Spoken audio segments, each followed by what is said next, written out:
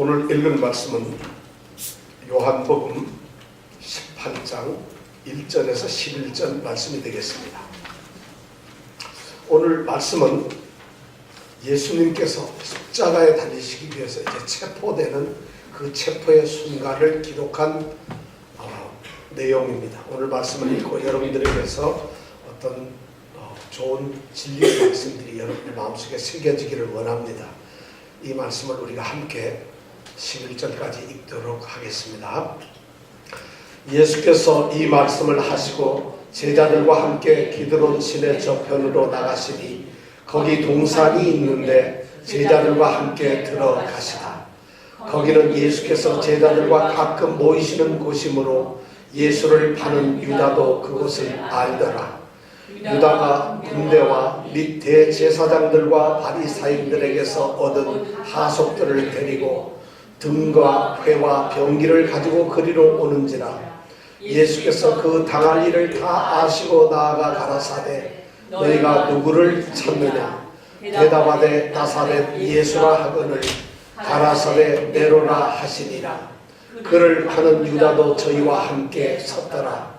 예수께서 저희에게 내로라 하실 때에 저희가 물러가서 땅에 엎드러지는지라. 이에 다시 누구를 찾느냐고 물으신데 저희가 말하되 나사렛 예수라 하거늘 예수께서 대답하시되 너희에게 내로라 하였으니 나를 찾거든 이 사람들의 가는 것을 용납하라 하시니 이는 아버지께서 내게 주신 자 중에서 하나도 잃지 아니하였삼나이다 하신 말씀을 응하게 하려 함이로라. 이에 시몬 베드로가 검을 가졌는데 이것을 빼어 대제사장의 종을 쳐서 오른편 귀를 베어버리니 그 종의 이름은 말고라. 예수께서 베드로에게 이르시되 검을 집에 꽂으라. 아버지께서 주신 자를 내가 마시지 아니하느냐 하시더라. 요한복음으로 우리가 다시 돌아왔습니다. 요한복음은 예수님의 생애에 대해서 이 사도 요한은 요한복음에서 두 부분으로 예수님의 생애를 나눕니다.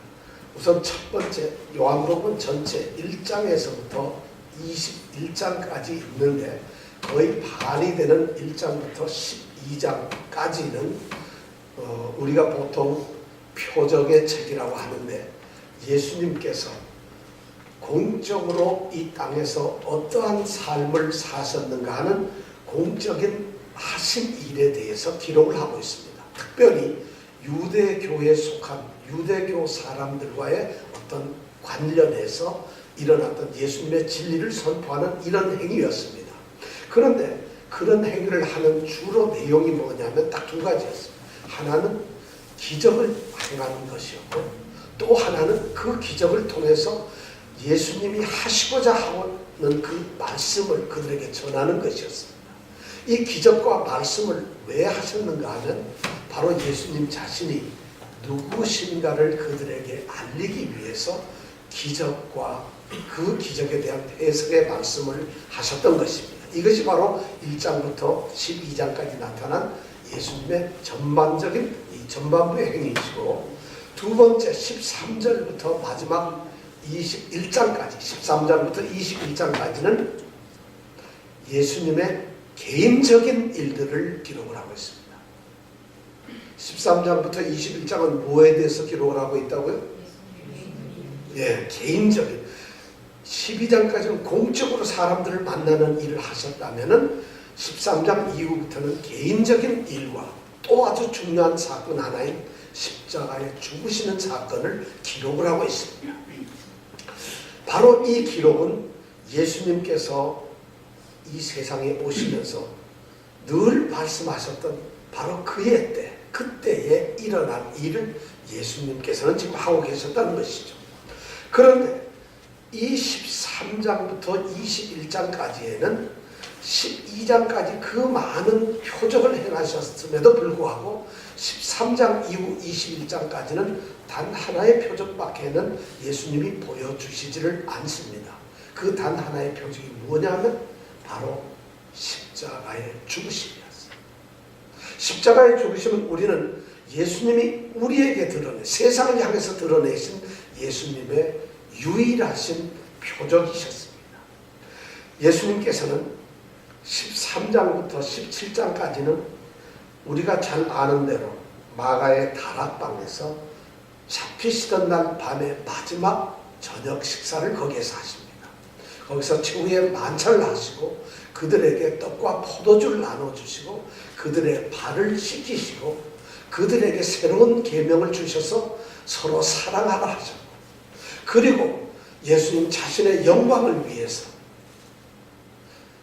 사랑하는 제자들의 그 운명을 위해서, 그리고 오늘 믿고 있는 바로 우리 성도들, 오늘의 우리 성도들을 위해서 예수님께서는 하나님께 기도하셨습니다. 그리고 18장에 들어와서 드디어 예수님은 20장까지 이제 죽음의 길로 들어가시는 것입니다. 바로 이 마지막 표적인 20장의 사건은 그분이 체포되시고 끌려가서 신문을 당하시고 그 다음에 십자가의 고난 때문에 고통을 당하시고 십자가에 죽으시고 장사되시고 그리고 부활하신 사건이 바로 예수님의 이 십자가 사건의 표적 속에서 나타나고 있습니다.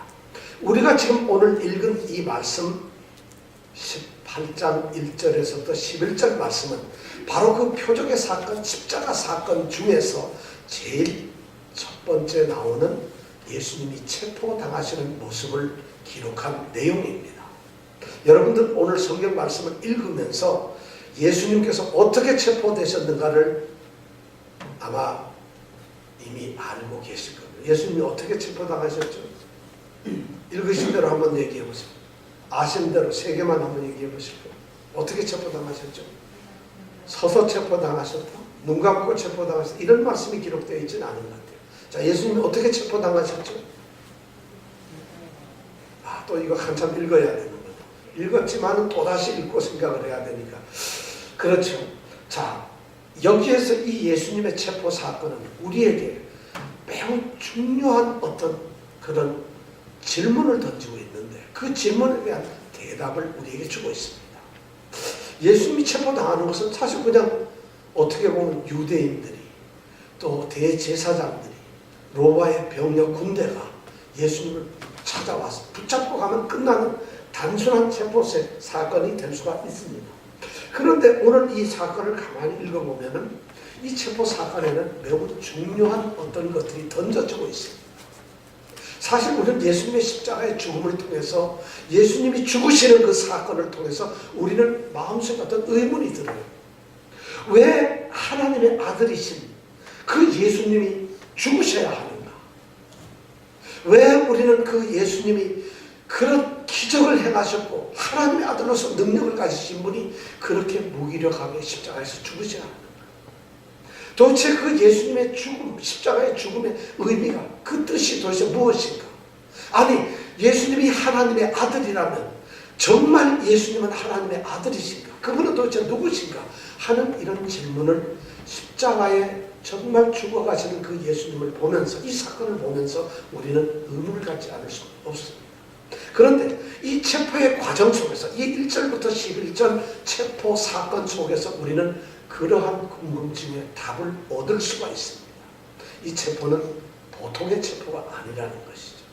여러분들은 이미 믿음이 좋고 마음의 문이 열려있기 때문에 이 말씀을 통해서 이미 다 깨닫고 있으실 줄 압니다만 그래도 오늘 이 말씀을 우리가 함께 나누면서 은혜를 나누고자 합니다.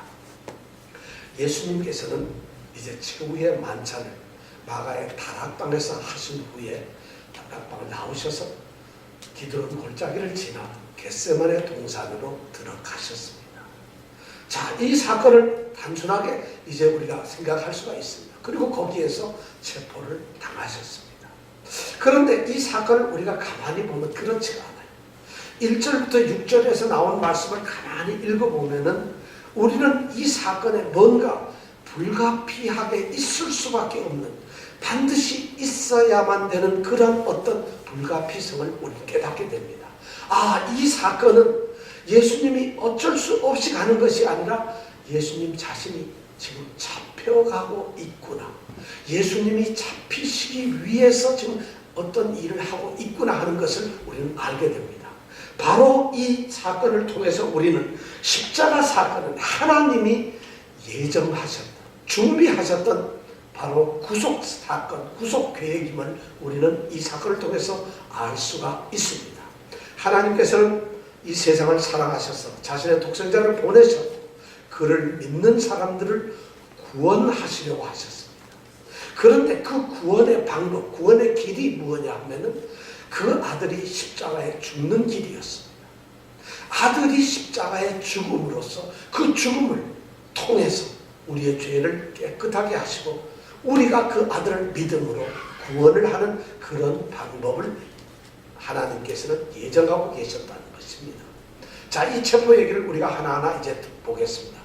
예수님께서는 바로 이러한 구원의 길 계획을 이미 알고 계셨고 그 계획을 자발적으로 순종하셨다는 내용이 바로 1절에서부터 6절까지 나와 있습니다.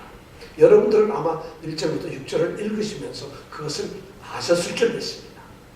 예수님께서 1절에 보니까 제자들과 마지막 밤을 이제 보내셨어요. 그 마지막 밤 중에서 가르치셨고 기도하셨습니다.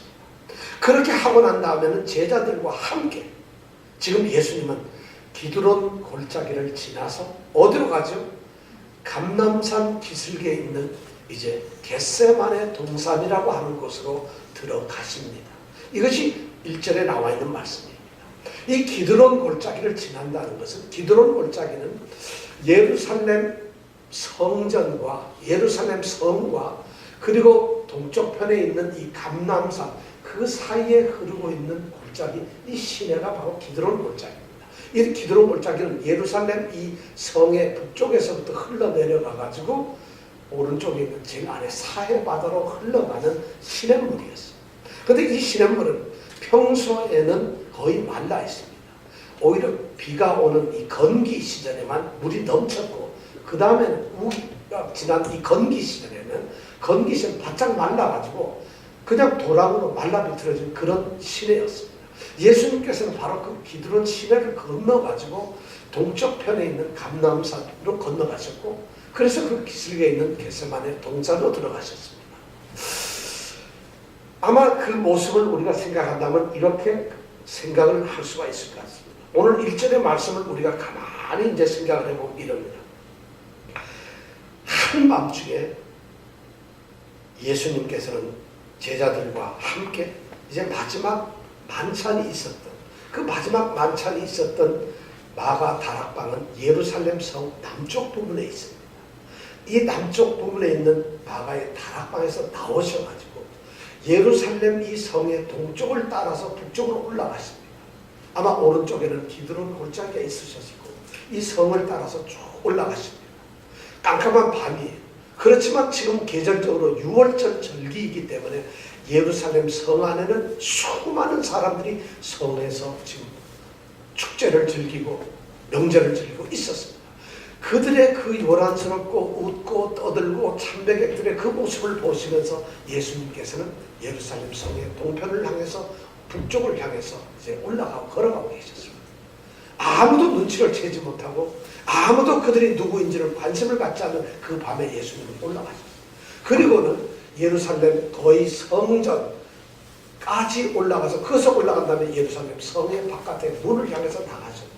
그리고 문을 나가셔서 골짜기를 만나 이제 기슭을 내려가가지고 골짜기를 건너시고 그리고 감람산 기슭으로 올라가셨을 거예요. 아마 이렇게 우리는 그 상상을 할 수가 있을 겁니다. 자, 예수님께서 지금 감람산 기슭에 들어가셨는데 거기에 들어가셔가지고 그 감람산은 그렇게 높은 산은 아니었지만은 올리브 이 감람나무로 뒤덮여 있는 그런 산이었어요. 아주 울창한 산이었어요. 그런데 그 꼭대기로 올라가는 것이 아니라 기슭에 보면은 울타리가 쳐진 동산이 하나 있습니다. 그 안에는 야채나 꽃들이 심어져 있었고 또 특별히 감람 이 유를 짜는 올리브 기름을 짜는 기계가 있는 그 겟세마네라고 하는 틀이 있는 바로 그 동산이었어요. 아주 아담한 정원이었다. 예수님께서는 바로 제자들과 함께 그 정원 안으로 들어가셨다는 겁니다.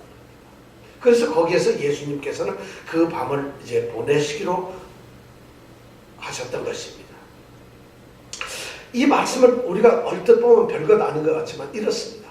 이 예수님께서 건너가신 기드론이라고 하는 이 골짜기, 기드론이라고 하는 말은 흑암이라는 말이에요.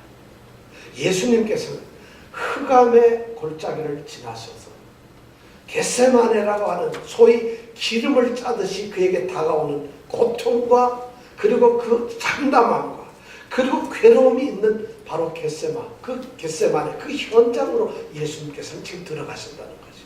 굉장히 우리에게 아주 시사하는 바가 큽니다. 그래서 예수님은 그 겟세마네 동산에 들어가셨습니다. 그런데 예수님은 거기를 가실 수밖에 없었어요. 유대인들의 이 관습에 의하면 6월절이나 이런 절기에는 사람들이 예루살렘에 와서 순례를 할 때에 그들이 이동할 수 있는 거리가 제한되어 있었습니다. 900m 이상의 거리로는 그들이 여행을 하거나 움직일 수가 없었어요. 그렇기 때문에 예수님과 예수님의 제자들은 갈 수 있는 곳이 정해져 있었는데 특별히 이때는 참배객들이 많았기 때문에 감람산 벳바게를 중심으로 해서 아마 감람산까지는 갈 수 있는 것이 허용되었었고 예수님은 바로 제자들과 함께 그리로 들어가셨던 것입니다.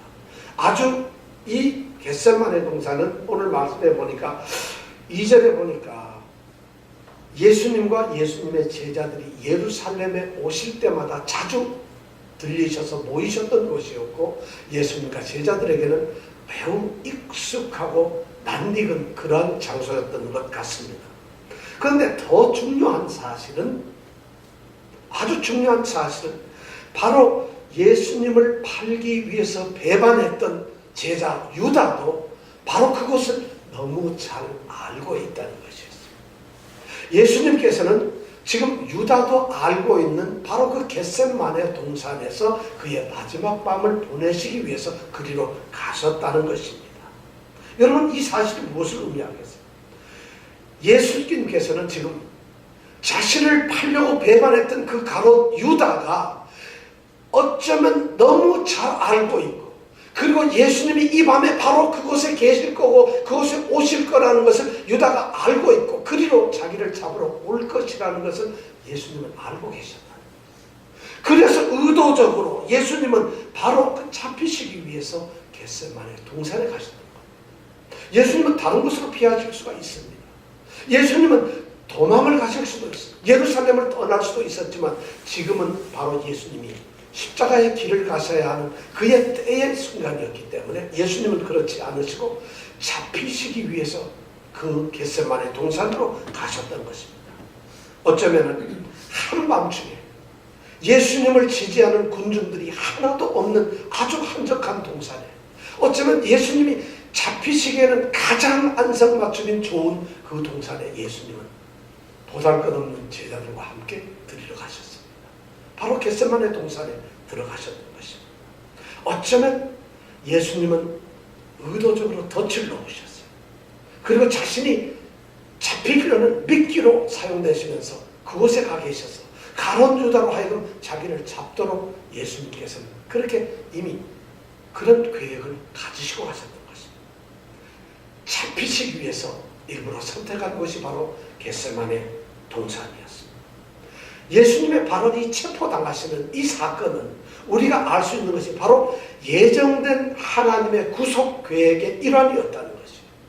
예수님은 그들이 체포하도록 놔둔 것이 아니라 체포자들이 그들의 의도에 따라서 체포하는 것이 아니라 철저하게 체포당하시는 이 예수님이 주도권을 가지시고 그들에게 체포되어 주시는 것이었어요. 이것이 바로 예수님의 사건. 왜냐하면 예수님은 그때를 아셨고 이 구속사건, 십자가의 사건의 뜻이 하나님의 일이라는 것을 알았기 때문에 바로 그런 사건의 현장으로 가셨던 겁니다. 체포라는 사건 속에는 바로 이런 엄청난 하나님의 예정과 계획이 숨어 있는 것이었습니다. 이제 거기 겟세마네 동산에 가서 무슨 일을 하셨는가? 요한복음은 그곳에서 예수님이 무슨 일을 하셨는지 기록하지 않습니다. 그런데 마태복음이나 마가복음, 누가복음에는 예수님께서 그 겟세마네 동산에서 제자들과 하셨던 일을 기록해두고 있습니다. 예수님께서는 그곳에서 기도를 하셨습니다. 그런데 제자들은 졸고 잠을 자고 있었다는 거죠. 오늘날이나 똑같아요. 그죠? 예수님은 그의 십자가의 사건을 앞두고 죽음의 심각함 때문에 기도를 하시는데 우리는 잠을 잡니다.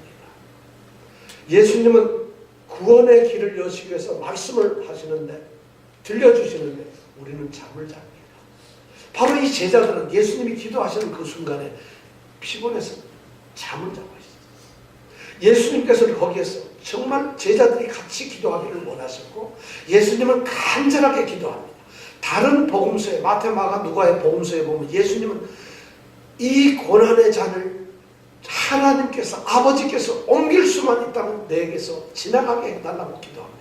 그러나 이것이 아버지의 뜻이 아니라면 아버지의 뜻대로 해달라는 것입니다. 나의 뜻이 아닌 아버지의 뜻대로 해달라고 기도하십니다. 그리고 아버지의 뜻에 자발적으로 순종하시기 위해서 기도를 하십니다.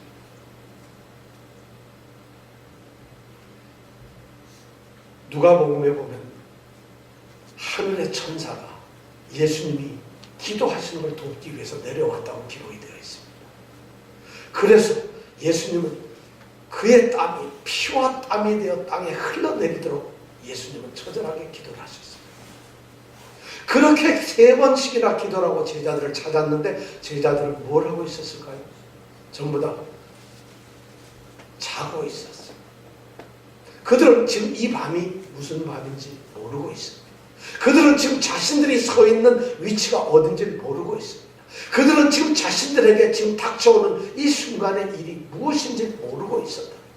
그들은 예수님이 무슨 일을 하실는지 어떤 일을 당하실는지 그리고 자신들에게 예수님은 어떤 존재인지를 전혀 모르면서 그들은 단지 세속적인 생각 때문에 잠을 자고 있습니다. 땀짓을 하고 있습니다. 땀청을 부리고 있었다. 그러면서 그들은 3년 동안 예수님께 목숨을 내버리고 따라왔던 제자들이라고 예수님을 위해서는 목숨까지 버리겠다는 결심을 하는 그런 제자들이었다. 고백했던 사람들이었습니다. 그러나 그들은 잠을 자고 있었던 것이죠. 이제 3번째 오신 예수님은 자던 그들을 그냥 깨우셨어요. 자, 가자. 때가 되었다는 것이죠. 다른 복음서에는 그렇게 기록이 되어 있습니다. 그러나 요한복음은 그렇게 기록을 하고 있지 않습니다. 오늘 3절에 보니까 마침내 어둠 속에서 횃불을 밝혀들고 등불을 들고서 그리고 검과 몽치로 무장을 한 채 배신자인 유다의 이끌 인도를 따라서 로마의 군인들과 함께 성전을 지키는 성전 수비대 대제사장과 제사장과 바리새인들과 서기관들과 그리고 유대의 장로들이 데리고 있던 종들과 같은 그 성전 경비병들이 수백 명이 지금 이 겟세마네 동산을 향해서 다가오고 있었다고 3절을 기록하고 있습니다. 놀랍게도 눈에 띄는 것은 로마의 군인들이 로마 병력이 지금 예수님 체포에 동원이 되고 있다는 사실. 사실 이 로마 병력들은 평소에는 예루살렘에는 아주 작은 아주 극소수의 병력들만 주둔하고 있고 보통은 이 팔레스타인 유대 땅 서쪽에 있는 지중해 해안에 있는 이 가이사라라고 하는 도시에 주둔하고 있었어요. 로마 병력은 거기에서 주둔을 하고 있었는데요. 명절 때가 되면 치안 유지를 위해서 여기에서 거의 1000명이 넘는 부대가 예루살렘으로 옵니다. 바로 그 병력들이 와서 북서쪽에 있는 안토니오 요새라고 하는데 주둔을 하면서 예루살렘에 이제 치안을 담당합니다. 그들이 예수를 체포하는 데에 동원되었고 이제 함께 여기에 왔다는 것이죠. 아마 온 이 병력들이 수백 명이 되었을 거라고 생각합니다. 여기서 말하는 군대라는 조직은 거의 적어도 600명에 달하는 숫자를 말하는 그런 군대 조직이었습니다. 그런 군대가 이제 성전을 지키는 대제사장들을 위해서 예루살렘 성전의 경내의 치안을 담당하는 유대인들로 조직된 그 성전 경비들 이것도 수백 명이 넘습니다. 그들과 함께 그들이 겟세마네 동산으로 예수님을 잡기 위해서 왔던 것입니다. 어쩌면 예수님은 백성들의 인기 때문에 예수님을 잡을 때 폭동이 일어날 줄도 모르고 강한 저항이 있을 줄도 몰랐던 것이겠죠. 그들은 이렇게 동원되어서 왔습니다. 어쩌면 그 밤에는 6월절 그 밤에는 유대인들은 원력을 쓰기 때문에 유월절은 이 음력으로, 우리 달력으로 말하면은 한밤중에 아주 완전히 만월된 보름달이 떠있는 밤이었습니다.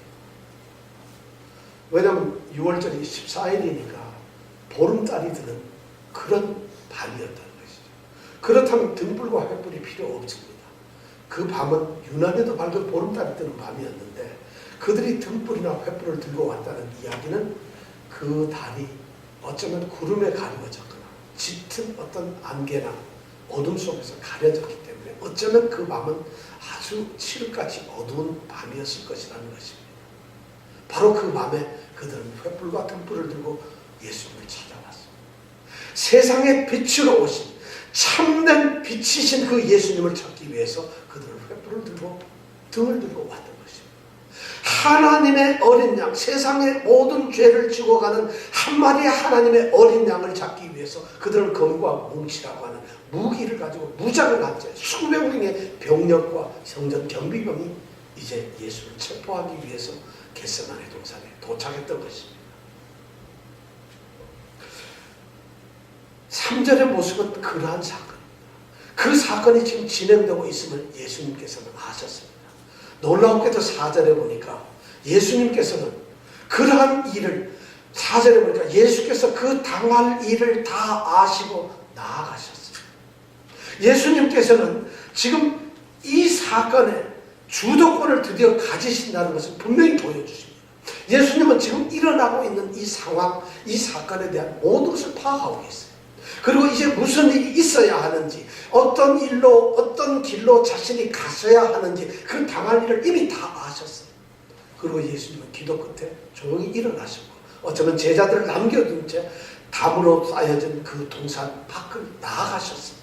혼자 나가셨어요. 그리고 그를 잡기 위해서 오신 병력들과 성전 경비병과 강은 유다와 이제 그들 앞에 홀로 세워지셨습니다. 예수님은 나가셨어요. 그냥 가만히 있다가 붙잡힌 것이 아니라 도망가다가 잡힌 것이 아니라 예수님은 잡히시기 위해서 당당하게 혼자 나가셨습니다. 4절은 우리에게 그렇게 말씀을 하고 있습니다. 예수께서 그 당할 일을 다 아시고 나아가사 가라사대. 그리고 예수님은 그들에게 묻습니다. 너희가 누구를 찾느냐? 너희가 누구를 찾느냐?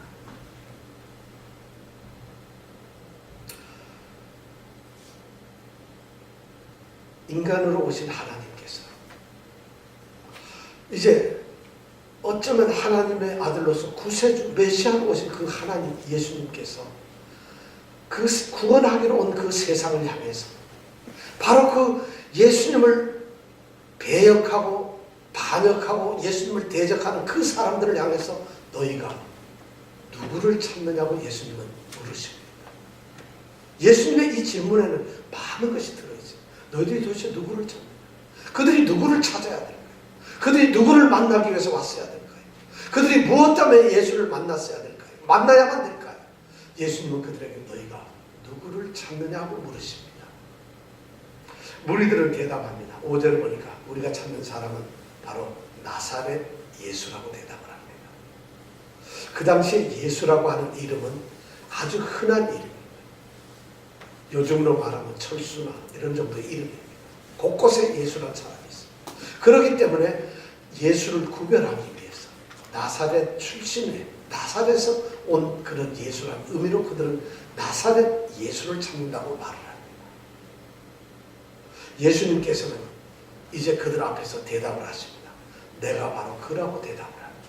내가 바로 나사렛 예수라고 대답을 하십니다. 이 말씀은 오늘 5절에 보니까 예수께서 나사렛 예수라 대답하되 나사렛 예수라 하거늘 가라사대 내로라 하십니다. 내로라 하십니다. 이 말씀은 어쩌면 단순히 체포를 하기 위해서 예수님이 자신이 바로 찾는 나사렛 예수라고 하는 것을 인정하시는 그런 말씀이에요. 그러나 이 말씀에는 전혀 다른 의미가 들어있었다는 거죠. 우리가 잘 알듯이 요한복음에는 끊임없이 예수님께서 자신을 내로라, 나다 이런 말씀을 하셨을 때는 이 말씀이 전혀 다른 의미라는 거죠. 그냥 단순히 자신이 예수, 나사렛 예수라는 걸 시인하는 말이 아니라 이 말씀은 출애굽기 3장 우리가 잘 아는 14절의 말씀 모세가 이제 하나님의 부르심을 받고 이스라엘 백성을 애굽에서 이제 해방시키기 위해서 하나님에게 부름을 받았을 때, 그는 하나님이 자기를 부르셨을 때 그 하나님이 누군지를 몰랐어요. 그러다 보니까 그 하나님께 묻습니다. 하나님의 성호, 거룩하신 이름이 도대체 무엇인데 나를 이렇게 찾으십니까? 그때 하나님께서 대답하신 것이 바로 네로라 이겁니다. 나는 바로 그 사람이다. 나는 바로 스스로 있는 자라는 이 말씀인데, 예수님께서는 지금 이 자리에서 그 말씀을 하고 계세요.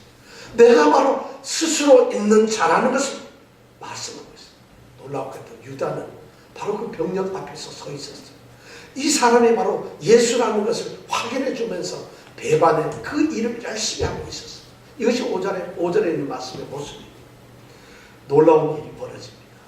6절에 보니까 깜짝 놀란 일이 벌어집니다. 예수님께서 나라는 말씀을 이렇게 대답하셨을 때, 요한은 지금 이 무리들 가운데 수백 명의 이 체포 조직대가 온 이 병력들 가운데서 엄청난 일이 벌어지고 있는 사실을 두 가지로 표현을 하고 있습니다. 무기를 들고서 이제 무장하지 않은 그 보잘것없는 예루살렘에 있는 지금 이 예수님을, 홀로 서 있는 이 예수님을 잡기 위해서 무장했던 이 병력들이, 이 강력한 무장된 군사들이 동산 밖에 혼자 서서 내라고 하는 그 예수님의 음성을 듣자마자 그들은 6절에 보니까 저희가 물러가서 땅에 엎드려졌다고 이야기합니다. 그들은 물러났어요. 이 말씀은 깜짝 놀라서 뒷걸음질을 쳤다는 것입니다.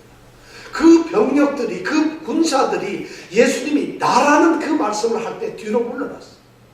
그리고 엎드렸다는 땅에 엎드려서 머리를 숙였다는 말이에요. 이 엎드렸다는 말은 그들이 성경에 보면 이 엎드렸다는 단어가 뭐냐면, 하나님이 나타나셨을 때, 심적으로 위대한 왕이 나타났을 때, 왕의 어떤 권위와 위엄과 왕의 권세가 나타났을 때 그 왕의 권세와 하나님의 그 위엄에 대해서 경배하고 복종하기 위해서 엎드리는 자세가 바로 이 땅에 엎드렸다는 거예요. 그들은 바로 예수님 앞에서 뒤로 물러나서 예수님 앞에 경배하며 엎드렸다는 사실. 이 사실이 바로 기록되어 있어요. 6절에 그렇게 기록되어 있어요. 예수님의 그 신적인 위엄 때문에, 신으로서의 자신을 계시하고 나타내는 그 말씀 때문에 그들은 예수님의 손끝 하나 될 수가 없었어요. 그리고 그들은 뒤로 물러설 수밖에 없었어요. 그리고 예수님을 향해서 경의를 표했다는 것입니다. 예수님은 바로 이 체포의 순간에 첫 번째로 하셨던 것이 뭐냐? 이 구속의 사역은 바로 하나님의 결정사항이었고, 하나님이 뜻하셨던 계획이었고, 예수님은 바로 하나님의 아들로서 그 일을 자발적으로 순종하는 하나님의 보내신 자였다는 것을 지금 선포하고 계신 것입니다. 이것이 바로 체포가 우리에게 주는 첫 번째 의미입니다. 그리고 두 번째 의미가 이제 7절부터 9절 사이에 나타납니다. 십자가 사건은 예수님께서 죄인들을 위해서 자신의 몸을 버리시는 대속의 사건이라는 것을 우리에게 알려주고 있습니다. 7절에 보니까 예수님께서는 이제 어찌할 바를 모르고 통제력을 상실해서 무력하게 땅에 엎드려 있는 그들을 향해서 예수님은 다시 똑같은 말로서 반복을 하십니다. 너희들이 누구를 찾느냐? 너희들이 누구를 찾느냐? 똑같은 말로 반복을 하십니다. 그러면서 예수님은 그들에게 지금 자신의 어떤 신적 위험을 다시 강조를 하십니다.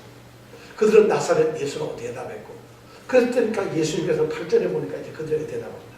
너희에게 네로라 하였으니 나를 찾거든 이 사람들의 가는 길을 어떻게 하라고? 용납하라. 이 사람들은 누굴까요? 누굴까요?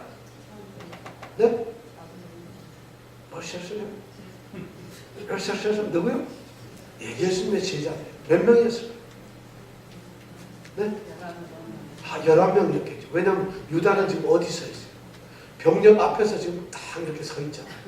그러면 이 11명의 제자들은 그럼 예수님 옆에 지금 와 서 있었을까요? 그들은 지금 자고 있을 거예요. 동산을. 예수님은 지금 혼자. 그러길래 예수님은 바로 예수님이 말씀하는 나의 제자들 11명은 안전을 보장해라. 생명을 지키라. 이들을 구하라. 너희들이 가는 길을 그냥 영납하라. 그대로 허락하라는 것이. 절대 이 사람들에게 손도 대지 말고 이들을 살려주라는 말씀을 하신다. 예수님께서는 지금 제자들의 안전과 생명을 위해서 자신을 던지십니다. 자신을 기꺼이 주심으로 말미암아, 자신이 체포당함으로 말미암아, 자신의 생명을 그들에게 내어주고 자발적으로 버림으로 말미암아 자신의 사람들의 생명을 구원하십니다. 바로 자신은 지금 대속의 사역, 바로 대속의 죽음의 길로 가시는 것을 아주 상징적으로 지금 나타내고 계십니다. 요한은 바로 그것을 우리에게 이 사건을 통해서 들려주고 있습니다. 예수님은 바로 그렇게 우리를 대신하여 죽기 위해서 지금 그들에게 잡혀가시는 중입니다. 그러면서 요한은 이제 9절에 보니까 이 사건에 대해서 하나의 설명을 붙입니다. 9절은 이렇게 되어 있습니다. 이는 아버지께서 내게 주신 자 중에서 하나도 잃지 아니하였사옵나이다 하신 말씀을 응하게 하려 하십니다. 바로 아버지께서 내게 주신 자들을 하나도 잃지 아니하였사옵나이다. 이 말씀은 누가 했는 것이죠? 예수님이 하십니다. 구약에서 한 말이 아니에요. 보통 성경에 보면은 신약 성경이나 복음서에 보면 구약의 말을 이끌어와서 인용을 하고 나서 그 말씀이 이렇게 이루어졌다. 그 말씀이 이렇게 성취되었다. 그 말씀, 그 약속의 말씀이 지금 우리 가운데서 약속이 이루어졌다는 것을 이렇게 기록을 하고 있는데요. 놀라웠게도 우리 요한복음 18장 이 9절에는 구약의 말씀이 아니라 살아계신 지금 예수님 그분의 말씀이 지금 이루어지고 있다는 것을 우리에게 들려주고 있어요. 이 말씀은 언제 예수님이 하셨을까요? 바로 18장이 아닌 17장에서 예수님께서 마지막 이제 대제사장으로서 제자들을 위해서 하셨던 기도였습니다. 바로 17장 12절에 그분은 이렇게 기도합니다. 내가 저희와 함께 있을 때 아버지께서 내게 주신 아버지의 이름으로 내가 저희를 보존하고 지켰습니다. 그들 중에 하나도 잃어버리지 않고 오직 멸망의 자식 하나만 잃어버렸습니다. 그것이 누구였습니까? 바로 유다. 이 앞에서는 유다였고 바로 모든 그들을 내가 지키고 보존했다는 거죠. 바로 왜 그렇게 했느냐? 하나님의 말씀 성경이 이루어지게 하기 위해서 그랬다는 거. 기도를 요한복음 17장 12절에서 하셨어요. 바로 그 말씀을 예수님은 지금 이루고 있다는 거예요. 요한은 구약의 말씀과 동일하게 예수님의 말씀은 바로 하나님의 말씀이고 성경이고 약속이라는 것을 이 자리에서 우리가 밝혀주고 있습니다. 예수님의 말씀이 바로 지금 성취되고 있다는 것을 예수님 그분은 그분에게 속한 모든 사람들을 보호하시고 지키실 능력과 힘과 위엄과 모든 것을 가지고 있다는 것을 우리에게 알려주고 있다는 것을 그분은 지키고 계세요. 이 지금 그런 분이 자신의 목숨을 그들에게 내어버리고 그들에게 자발적으로 던져버림으로 말미암아 이제 자신의 사람들을 이 땅에서 구원하는 대속의 죽음을 가신다는 것을 얘기하고 있어요. 그것을 지금 선언하고 있는 것이 바로 7절부터 9절의 말씀이에요. 그런 것을 우리는 이 말씀 가운데서 볼 수가 있습니다. 그리고 마지막으로 세 번째는 이 십자가의 사건은 영적 전투이며 하나님 나라의 일이라는 것입니다. 10절, 11절에는 그렇게 말씀을 하고 있습니다. 자, 이제 무리들은 이 군병들과 성전 경비대와 유다를 비롯한 이 체포조들은 예수님 홀로 서 계신 그 모습을 보면서 예수님을 체포하기 위해서 뭔가 걱정거리가 생기고 어려울 거라는 예상을 하고 수백 명의 군대가 동원되었지만 오히려 예수님의 순순하신 자발적인 이 협조 덕분에 예수님 혼자서 예수님이 제안하신 그 조건 때문에 제자들은 보내주고 나만 잡아가라는 이 말씀 때문에 아주 쉽게 예수를 체포할 수가 있게 되었어요. 너무 쉬운 일이 맞아요. 이런 일은 너무 그러니까 이 아마 체포자들은 기쁨을 가지고서 만족해하면서 예수님을 잡기 위해서 나왔을 거예요. 그런데 바로 그 순간에 돌발적인 사건이 하나 벌어집니다. 바로 그때 등장하는 사나이가 누굴까요? 베드로라 하는 사나이가 등장합니다. 이 베드로가 느닷없이 나타납니다. 어쩌면 지금 자고 있다가 밖에 시끄러우니까 무슨 일이 하고 일어났을지 몰라요. 그러고는 얼렁얼렁 나와도 미처 잠이 깨지도 않은 상태에 보니까 예수님을 잡기 위해서 수백 명의 군대가 횃불을 들고 검을 들고 있는 것을 봅니다. 그리고 유다가 서 있는 걸 보니까 이 순간 베드로는 충성심이 갑니다. 그가 요한복음 13장 27절에 보면 이런 거 37절에 보면 그런 거거든요. 내가 주를 위하여서 내 목숨까지 버리겠습니다. 예수님께서 말씀하셨습니다. 너희들이 다 나를 떠날 것이다. 너희들은 나 있는 곳에 오지 못할 것이다. 이렇게 말씀하니까 예수님 무슨 말씀을 섭하게 그렇게 하십니까? 예수님이 가시는 곳이 어디라도 나는 따라가겠습니다. 주님을 위해서 내 목숨까지 버리겠습니다. 결단했던 그 베드로가 자기의 충성 맹세를 지키기 위해서 갑자기 용기를 내는 겁니다. 그런 무슨 일을 해요? 자기 품에 감추었던 작은 단도를 꺼내고는 그 단도의 검을 휘두릅니다. 그리고 누구를 대제사장의 종이었던 말고라는 사람의 오른쪽 귀를 잘라버립니다. 이 사건이 돌발 사건이 지금 이루어질 겁니다. 이 사건은 마태, 마가, 누가, 요한복음에도 다 기록이 되어 있습니다. 근데 거기에는 이름들이 기록되어 있지 않아요. 베드로가 검을 뽑았다는 이야기도 기록되어 있지 않고 이 대제사장의 종의 이름이 말고라는 것도 기록이 되어 있지 않습니다. 왜 그랬을까요? 다른 복음서들은 아직 베드로가 살아있는 순간이에요. 베드로가 로마에서 처형되지 않고 살아있는 때 기록된 책들이에요. 그러니까 베드로 이름이 기록되면 어떻게 됐을까요? 베드로에게 불이익이 될 것이라. 그렇지만 요한복음은 이미 예수님도 돌아가시고 바울도 죽고 베드로도 다 죽고 한참 뒤 20년 이상 지난 뒤에 쓰는 요한복음. 그러니까 요한복음에는 이름을 밝혀도 이미 돌아간 사람, 죽은 사람이니까 문제가 없어요. 그러니까 베드로라는 이름을 밝히는 것이죠. 그리고 베드로라고 합니다. 그리고 그 종의 이름을 말고라고 합니다. 예수님께서 이 돌발적인 사건을 보시고는 베드로를 꾸짖으십니다. 검을 집에다 꽂아 넣으라. 그 책망하신 게 딱 두 가지. 검을 집에다 꽂아 넣으라. 그리고는 뭐라 하죠? 아버지께서 주신 잔을 내가 마셔야 되지 아니하겠느냐. 이 두 가지 말씀을 하셨어요. 자, 예수님은 그 말씀을 하시면서 이 대제사장 종 말고의 귀를 피가 흐르고 상처난 그 귀를 잡으시고는 귀에다 붙이시고 고쳐주시고 이 사건을 예수님께서 그걸 고쳐주고 그리고는 예수님은 이 베드로에게 지금 책망을 하고 계시는 거죠. 그럼 예수님께서 말씀하시는 이 잔이란 뭘까요? 여러분 잔이 뭘까요? 이 잔이라는 것이 뭘까요? 이 잔을 예수님이 마신다는데 무슨 잔인 거죠? 포도주를 아주 좀 남겨와서 마시는 건가요? 이 잔이 뭘까요? 바로 예수님께서 당하시는 그 고난과 십자가의 죽음을 상징합니다. 그래서 예수님은 겟세마네 동산에서 지금 기도하실 때, 조금 전에 기도하실 때 할 수 있거든 이 잔을 내게서 좀 멀리 하게 돼. 그러나 내 원대로 마시고 아버지 원대로 해달라고 기도하셨습니다. 바로 이 잔은 예수님이 십자가에 죽는 그 사건, 십자가에 죽으신 고난을 당하는 그 사건을 말하고 있어요. 내가 지금 이 잔은 예수님이 스스로 취한 잔이 아니라 오늘 말씀해 보면 아버지께서 내게 주신 잔이었어요. 하나님 아버지께서 계획하셨고 하나님 아버지께서 이미 예정하셨던 하나님 아버지의 뜻이고 하나님 아버지의 일이었다는 것이에요. 그 일을 예수님은 피하실 수가 없었다는 거예요. 그 일을 지금 자발적으로 한다. 이 베드로는 사실 이런 충동적이고 돌발적입니다. 우리 중에도 이런 사람들이 엄청 많이 있습니다. 사실 베드로는 이게 처음이 아니죠. 전과자입니다. 이런 문제에서. 베드로는 마태복음 16장인가요? 거기에 보면 16장에 보면은 가이사라 빌립보에 예수님은 제자들과 함께 가셨어요. 그래서 예수님이 제자들에게 묻죠. 야, 세상 사람들이 날 뭐라 그러지? 그러니까 제자들이 대답을 합니다. 그래? 그럼 너희들은 날 뭐라 그러느냐? 그때 베드로가 대답하죠. 뭐라고 대답하죠? 주는 그리스도시요? 아이 그냥 뭐 안차고 대충 얘기하지 마세요. 주는 그리스도시요 살아계신 하나님의 아들이라는 위대한 고백을 합니다. 그때 이 고백은 엄청 주는 주라고 예수는 그리스도, 예수는 주. 우리가 찬양 그렇게 해요. 주는 그리스도시요 살아계신 하나님의 영으로 하나님의 아들이라고 고백을 하는 거예요. 그러니까 예수님은 금방 그 베드로의 고백을 칭찬합니다.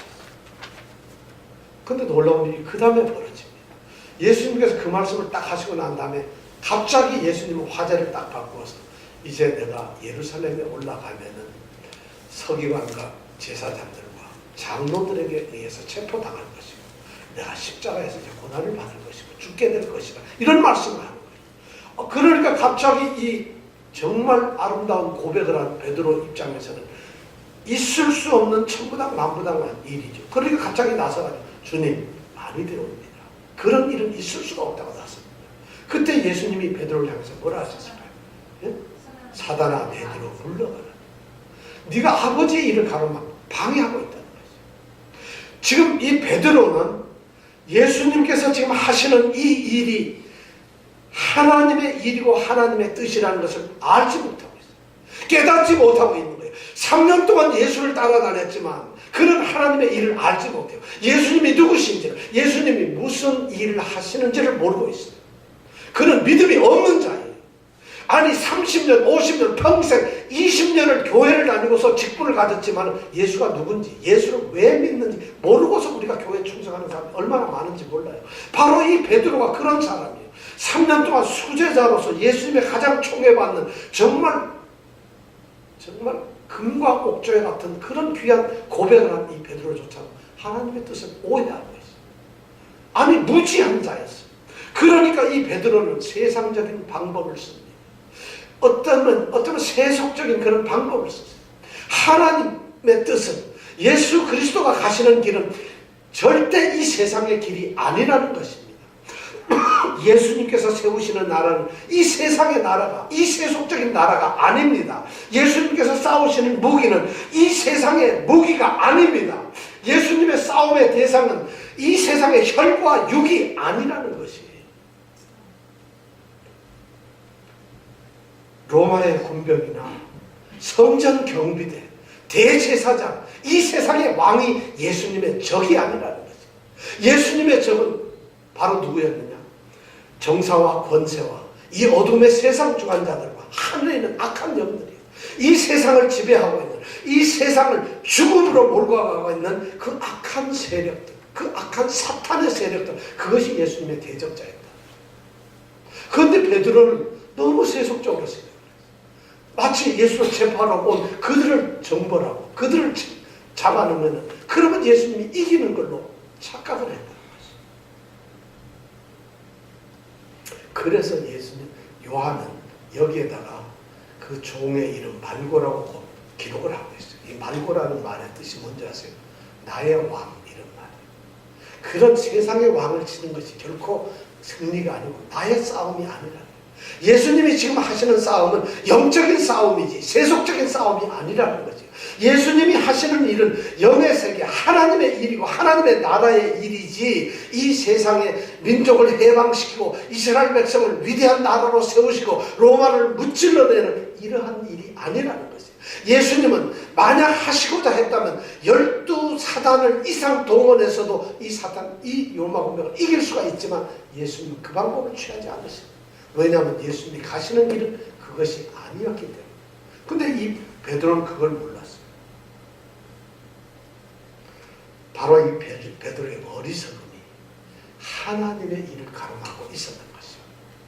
바로 이 베드로의 무지와 잘못된 열심이 하나님의 뜻을 방해하고 있었던 것이죠.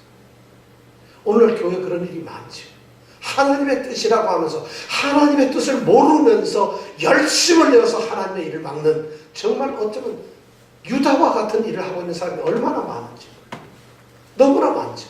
바로 베드로가 지금 그런 일을 하고 있었어요. 예수님께서는 그 베드로에게 바로 이 길은 영적 전투의 일이고 하나님 나라의 일이라는 것을 알려주고 계셨어요. 베드로의 무지를 깨우쳐 주셨어요. 예수님의 체포 사건은 바로 이 사건을, 이러한 내용들을 우리에게 말해주고 있습니다. 예수님께서는 사실 그런 분이셨죠. 선한 목자, 요한복음 15장에 있는 선한 목자의 비유에서 예수님은 10장에 나온 선한 목자의 비유에서 예수님은 자신은 어떤 존재였느냐, 스스로 자신의 생명을 버릴 수 있는 권세도 있고 스스로 자신의 생명을 얻을 수 있는 권세를 가졌다고 예수님은 말씀하십니다. 그런데 예수님은 지금 자신의 목숨을 내어놓습니다. 배신자 유다가 예수님의 목숨을 로마 병사들에게 넘겨주는 것이 아니라 예수님 자신이 지금 그들에게 생명을 넘겨주고 계십니다. 로마와 병사 그리고 로마의 이 군대들, 성전 경비대가 예수님을 체포하시는 것이 아니라 예수님은 그들로 하여금 자신을 체포하도록 만들고 계신 거죠. 체포를 예수님은 지금 의도적으로 당하고 계신 거죠. 왜냐하면 그 길을 가셔야 합니다. 예수님은 하나님의 뜻을 알고 계셨어요. 예수님은 가셔야 할 그 길을 알고 계시고 예수님은 모든 걸 다 당하신 일을 알고 계셨기 때문에 지금이 바로 그 길을 가야 할 그때라는 걸 알고 계셨어요. 그래서 그분은 너무나 빠른 겟세마네 동산으로 가셨고 그리고 그분은 자발적으로 자신을 내어놓으셨고 그리고 하나님의 나라 일을 우리에게 가르쳐 주셨습니다. 바로 이 십자가 체포 사건은 바로 이 십자가의 사건 죽음을 향한 예수님의 체포 사건은 우리에게 그런 내용들을 지금 요한복음은 기록해 주고 있습니다.